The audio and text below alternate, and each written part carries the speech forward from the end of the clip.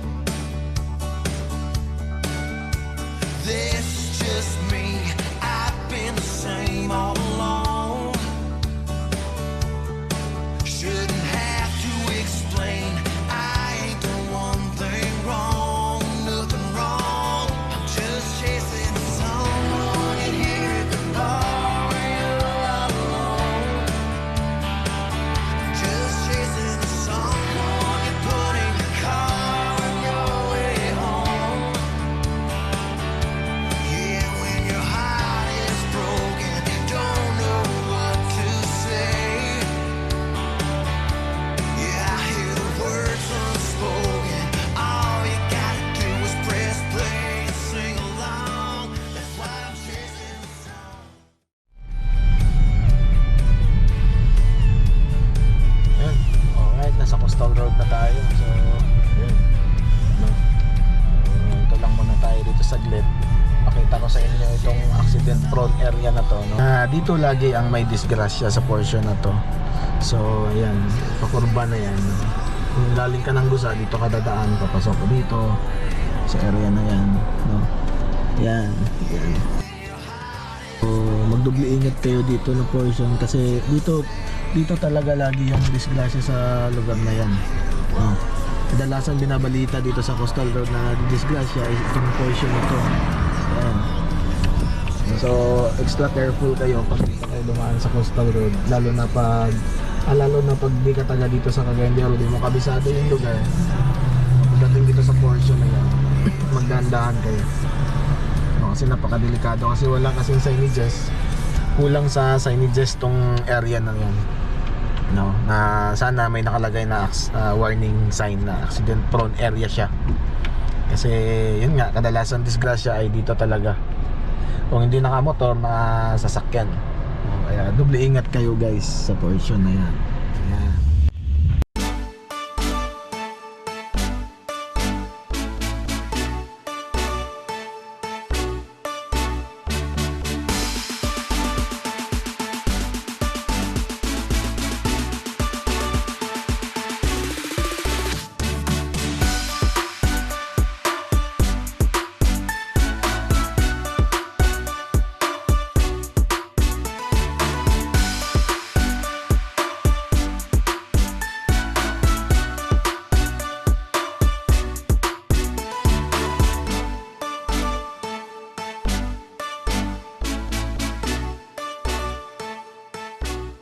Ito na nga yung seawall ng coastal road, no? So ayan, ginawa na nga nila itong vandalismo, itong seawall ng coastal road. Binaboy nga ng mga tao, no? Yung mga pupunta dito, ang mga irresponsible tao. Ayan. So itong vandalismo na to, galing sa Gusa hanggang dun sa Lapasan area, napakahabang vandalism ang ginawa dito sa portion na to. Yun lang, sinayang lang nila ang ganda ng coastal road.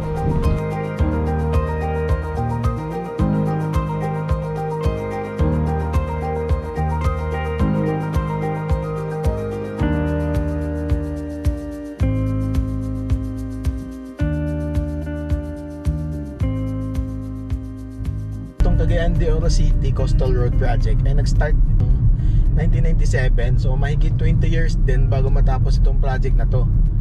So dahil nga sa issue ng mga right of way, at natapos na nga ito noong 2017. So after 4 years simula nang binuksan tong proyekto na to, ito na nga ang coastal road. May mga poste na from Gusa to Lapasan. Siguro bago matapos tong taon na to, lalagyan na ito ng mga ilaw, no? para sa safety na din sa lahat na dumadaan ditong motorista. Coastal road na to ay may haba na 4.46 kilometers galing sa Barangay Gusa hanggang dito sa may Barangay Lapasan. Din ito palang coastal road, inaantay na lang nila yung budget this year na mailabas para masimulan na nila itong phase 2 project papuntang galing sa Gusa papuntang Puerto. So malaking tulong talaga tong coastal road na to.